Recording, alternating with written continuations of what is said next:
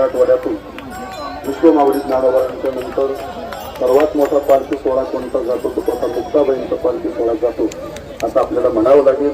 आणि या मुक्ताबाईंच्या पालखी सोहळ्याला आपल्या सगळ्यांचे मार्गदर्शक गुरुवरी अगदी मुक्ताबाईच आपल्याला त्यांना म्हणावं लागेल. मुक्ताबाईंच्या रूपाने आशीर्वाद देणारे आपले रवींद्र बाबा हरणे बाबांची चरणी आपण सगळे साष्टांगपणे पाठ करतो. बाबांच्या शब्दाच्या पुढे एकही शब्द न जाता हा पालखी सोहळा अगदी मुक्ताई नगर पासून जवळजवळ आता आजचा 15वा 16वा मुक्काम आहे. सर्वात लांबून येणारा सोहळा आहे. आणि आता काही लोक आज निघाले 15 दिवसात पंढरपूरला जातात, पण काही आता एक पहिल्यापासून निघाले तर पंढरपूर पर्यंत मार्गक्रमण करत विशाल बाबा ही सगळी मंडळी या ठिकाणी आज पोहोचलेली आहे. आणि काल अंबड पासून वडीगोद्री पासून काल गोदामय्याचं स्नानही झालं आणि गोदावरी तापी तीर्थ हे तापी मैयाचं स्नान नंतर गोदावरीचं स्नान आणि आता चंद्रभागेचं स्नान असं गोदामय्याचं स्नान करून बीड जिल्ह्यामध्ये प्रवेश झाला. तुमच्या भाग्यानं विशाल बाबांच्या मार्गदर्शनातून आणि गुरुवारी रवींद्र बाबांच्या मार्गदर्शनातून जेवढायचं स्वागत आम्हाला करण्याचं भाग्य मिळालं. आणि आज रिंगणामध्ये आमच्या भगिनी आपल्या सगळ्या महाराष्ट्राच्या लाडके कीर्तनकार आमची पवित सोनाली दिदी करपे कल्याण स्वामी संस्थान यांच्या वतीनं या ठिकाणी सर्व त्यांचे विद्यार्थी मिळून या ठिकाणी रिंगणामध्ये पावल्या खेळलेल्या आहेत. मुक्ताबाईंच्याच अधिष्ठानाखाली चालणारं त्यांचं संस्थान आहे. त्या संबंधातून आज इथं भरपूर मंडळी रिंगणामध्ये आनंद घेत आहेत. कृष्णाजी महाराज असतील सगळी अगदी प्रेमाची मंडळी या ठिकाणी उपस्थित होत आहे. आणि आपल्या सगळ्यांचं लाडकं वैभव खरं तर आम्हाला सगळ्यांना इथं येण्याचं काम त्यांच्या संबंधातून होतं ते म्हणजे अगदी मुक्ताई सेवक यांना खरी मुक्ताबाईंची कृपा झाली अशी आमचे विशाल महाराज पुढे यांचा जोरात टाळी वाजवा सगळ्यांनी. बाबांच्यामुळं आमच्या सगळ्यांचा येण्याचा योग आहे. आम्ही तर वाणगाव फाटा होमपर्यंत आम्ही चालतो, दरवर्षी चालतो आणि बाबांच्या सानिध्यामध्ये भजन म्हणत अगदी काल तर गेवराई आमची असं वाटत होतं गेवराई पण भरपूरच झालं. एवढे महाराजांच्या मुक्ताबाईच्या भजनामध्ये सज्जन झाले. यावर्षी तरी थोडं छोटं स्वागत झालं. पुढच्या वर्षीचं स्वागत रात्री मला बोलूनच घेतलं लोकांनी की आपल्याला पुढच्या वर्षी 15 GCP लावून स्वागत करायचं म्हणजे म्हणजे असं मुक्ताबाईंचे स्वागत आता होतं. आणि त्यात आमचं अमोल दादा जे जिव्हाळा परिवार जिव्हाळा चॅनल त्यामुळे हा मुक्ताबाईंचा सोहळा खरं तर बुद्धीच दिली आमच्या अमोलला मुक्ताबाई. त्यानं प्रचार नाही केला मुक्ताबाईने त्याच्या बुद्धीमध्ये प्रवेश केला आणि आदिशक्ती मुक्ताबाईकडून हे काम आमच्या अमोलदादाकडून घडत आहे. आज हे रिंगण सोहळा मी तर म्हणतो जालन्याला रिंगण झालं. 4-5 खासदार 4-5 मंत्री 4-5 आमदार होते. त्याच्यापेक्षा हे रिंगण गोड झालं कारण इथं कोणाचा विक्षेप नसता. काय घोडा पळाला सगळं आम्ही लाभून पाहत होतो कारण काल इतकं चालू होतं पायच काम करण्यात इकडे आल्यावर पावल्या खेळाव्या लागतील. अगदी 15-20 मिनिटापासून पाहत होतो पण फार सुंदर आनंद सर्वांनी घेतलेला आहे. सगळी मंडळी अगदी मुक्ताबाईंच्या पालखी सोहळ्यामध्ये आपल्या जीवनाचा आग्रह भाग देत आहेत.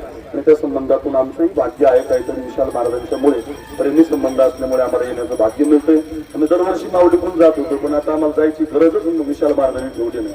कोणी महाराज असो त्याने आमच्याकडे जाता यायचं. मराठवाड्यातून जाताना पालखी इकडच्यानं इकूनच जायचं असा नियमच आम्ही करणार आहोत. त्या संबंधातून आदरणीय रवींद्र बाबांचं खरं प्रेम आहे. बाबांचा आशीर्वाद लागला म्हणून आज विशाल महाराज पुढे गेले. वाटतं रवींद्र बाबांचं काल हात मी माझ्या डोक्यावर ठेवला. आम्ही विशाल महाराज एवढे झाल्याशिवाय आता राहणार नाही असं प्रार्थना करतो. आणि सगळ्यांचे ऋणानुबंध सगळ्यांना धन्यवाद देतो. गेवराईकरांनी खूप मोठं स्वागत करा. आपल्या गेवराईनी गडीनं जेवढा आता इथून लोक असतील त्यांनी खूप जपा या मंडळीला आणि त्यांना सहकार्य करा. आपण जेवण सगळं तर देतच राहतो पण जे सहकार्य आपल्या मुक्ताबाईंना लागतं ते द्या, आनंद द्या अशी प्रार्थना करूया. होणार सर्व सुखी पूर्ण होऊन ईद होती म्हणजे जो अधिकृत अखंडित हा सोहळा आता मुक्ताबाईंचा आपल्या सगळ्यांचा आहे. विशाल महाराज जोपर्यंत आहे तोपर्यंत अपूर्व महाराज आहे काळजीच नाही त्याची. रामकृष्ण हरी रामकृष्ण. खूप धन्यवाद सगळ्यांना आणि मनपूर्वक शुभेच्छा. आदरणीय माझे मित्र श्री अपूर्व महाराज साखरे आमच्या भगिनी सोनाली दिदी करते. अपूर्व महाराज यावर्षी योगायोग असा आला की दिदींची कथाही ही इच्छापूर देवीला झाली मध्य प्रदेशामध्ये जे मुक्ताबाईच्या फळावरचं अत्यंत मानाचं गाव आहे. तिथं जगदंबेचं अधिष्ठान आहे. म्हणजे आमच्या भागात इच्छादेवी ही प्रसिद्ध संस्थान आहे आणि ती मुक्ताबाईशी कनेक्ट असल्यामुळे दिदींची महाराजांशी चर्चा केल्याशिवाय काही शक्यतो कोणाला फोन करत नाही, कोणाच्या कथा कीर्तन होत नाही. कथा घेत असताना बाबांना जेवढ्याला विचारलं त्यावेळेला सोनाली दिदींचाही परिचय बाबांना असल्यामुळं बाबा म्हटल्या त्या मुक्ताबाई स्वरूप आहेत आणि जवळजवळ 450-500 विद्यार्थ्यांनी सांभाळतात आपल्या परिसरात येत आहे. खूप आनंदाची गोष्ट आहे. आणि त्यानंतर आम्ही न फोन करता आम्ही न निरोप देता स्वतःहून आमचे माधवदादांनी फोन केला की आम्हाला यायचंय. दिदींचा निरोप आहे की आपल्याला पालखी सोहळ्याच्या पुढे चालायला यायचे. आम्ही काहीच देऊ शकत नाही की तुमचा सन्मान करू शकत नाही का इथं प्रत्येक मुलीला संधी देऊ शकत नाही. पण इथं जे मिळतं ते असं मिळतं की जगात ते कुठंच देता येत नाही, मिळतही नाही. तो मुक्ताबाईचा दिसला नाही. इथं जेवढी जेवढी छोटी म्हणून आले ती मोठी झाली, जे मोठे म्हणून आले ते छोटे झाले. चांगदेव महाराज 1400 वर्षाचे म्हणून आले ते म्हणतात नाही आज नाव चांगदेव म्हणे आजी जन्म आलो, गुरुपुत्र झालो मुक्ताईचा.